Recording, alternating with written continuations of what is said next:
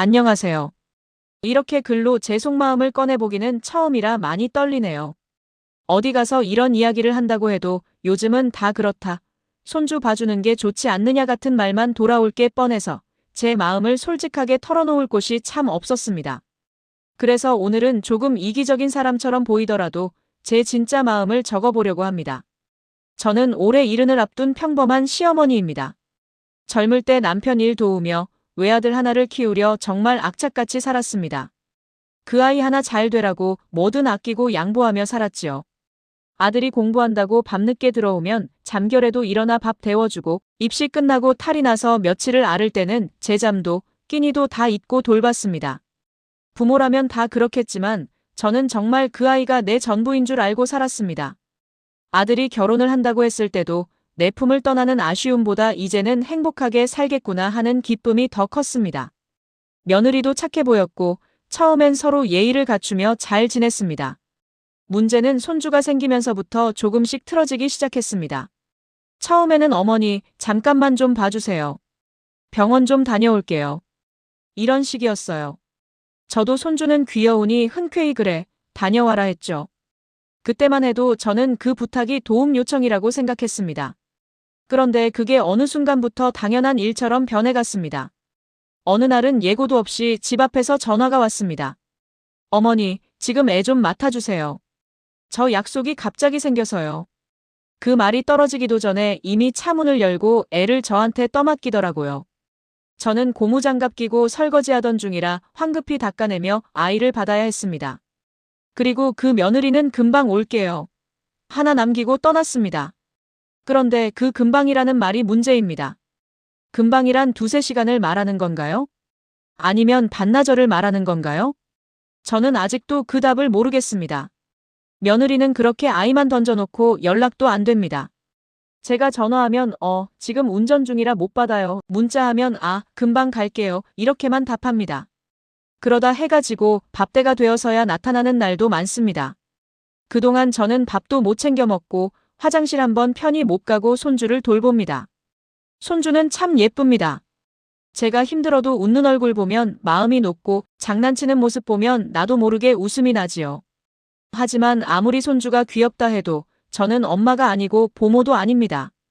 그런데 며느리는 저를 그냥 시간 많은 노인 정도로 여기는 게 아닐까 싶은 마음이 점점 강해집니다. 더 속상한 건 제 아들입니다. 아들에게 조심스레 이야기한 적이 있습니다. 얘야, 내 엄마도 나이가 들었고 몸이 예전 같지 않아. 내가 좀 며느리한테 말해주면 안 되겠니? 그랬더니 아들이 뭐라고 했는지 아십니까? 엄마, 요즘 애 키우는 게 얼마나 힘든데. 좀 도와주면 안 돼? 엄마는 시간도 많잖아. 그 말을 들었을 때 가슴이 철렁 내려앉았습니다. 나도 젊을 때 시간 많아서 아이 키운 게 아니었습니다. 그 아이, 내가 잘 되라고 내 시간을 다 쏟아부은 거지. 시간이 남아서 그런 게 아니었어요. 하지만 아들은 제 속마음을 전혀 헤아리지 못했습니다.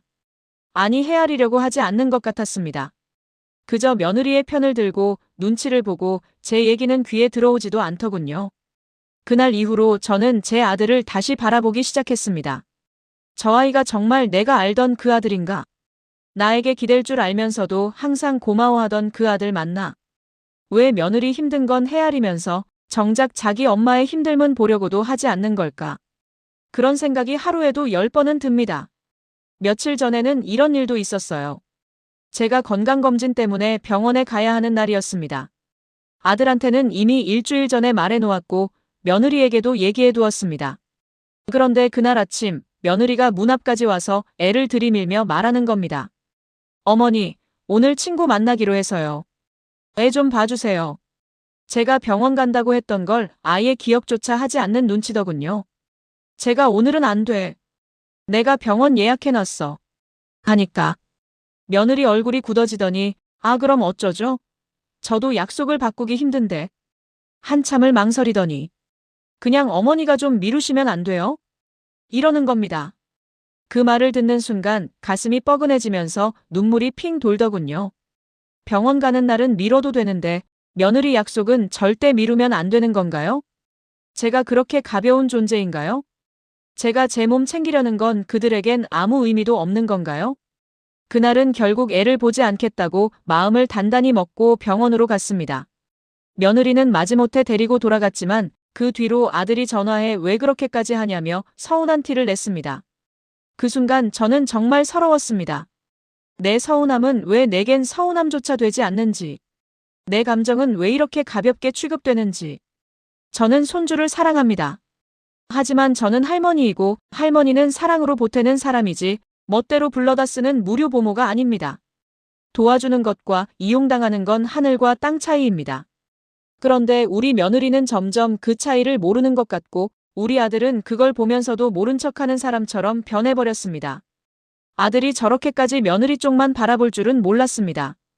부모로서 해줄 만큼 했고 지금도 좋은 부모이고 싶은데 이제는 마음의 문을 조금씩 닫아야 하나 싶은 생각까지 듭니다. 진행자님도 없고 누구의 위로도 기대하지 않으며 이 글을 씁니다. 그저 제 속이 너무 답답해서. 누군가 제 글을 읽고 당신 잘못이 아니다라고 말해준다면 그 말 한마디로도 숨통이 조금은 트일 것 같아서요. 저는 이제 결심하려 합니다.